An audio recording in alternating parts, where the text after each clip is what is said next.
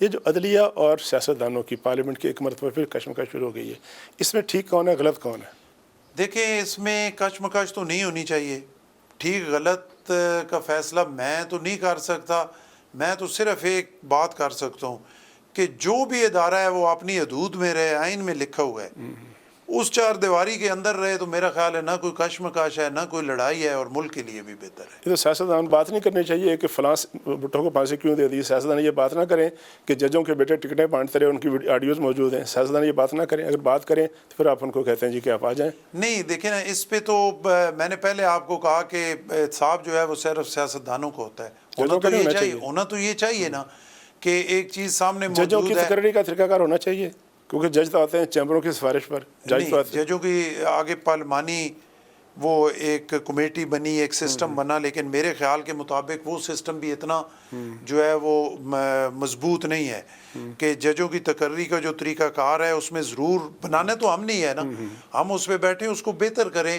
اور جج میرٹ پہ آنا چاہیے. جیسے وہ ہے کہ اپنا ہر چیز چل سکتی ہے لیکن ظلم جو ہے وہ زیادہ دیر، مولا علی علیہ السلام کا فرمان ہے، وہ نہیں زیادہ دیر چل سکتا.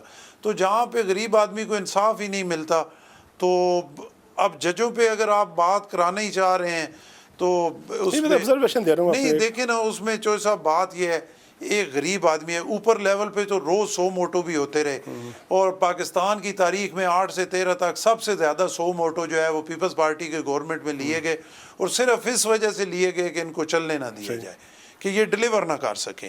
روزانہ کی بنیاد پر پرائم منسٹر کو کٹہرے میں کھڑا کر دیا گیا. ہمارا پرائم منسٹر آ کے کھڑا ہو گیا. منسٹرز بیچاروں کو تو کوئی لیول ہی نہیں تھا، ان کو تو روز آ کے کان پکڑا دیے گئے. کوئی پوچھنے والا نہیں ہے. کسی نے نہیں پوچھا کہ وہ اختیارات ان کے تھے یا ان سے تجاوز کیا گیا. اور انصاف کا عالم یہ ہے، اس پہ چیف جسٹس صاحب کو بھی اور جسٹس صاحبان سب کو سوچنا چاہیے.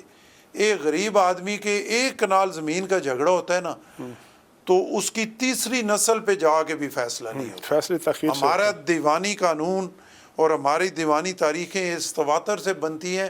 آج تک یہ بھی نہیں ہو سکا کہ ایک پابند کر دیا جائے کہ کوئی بھی کیس ہے اس کا فیصلہ اتنے ٹائم کے اندر آپ نے کرنا ہے.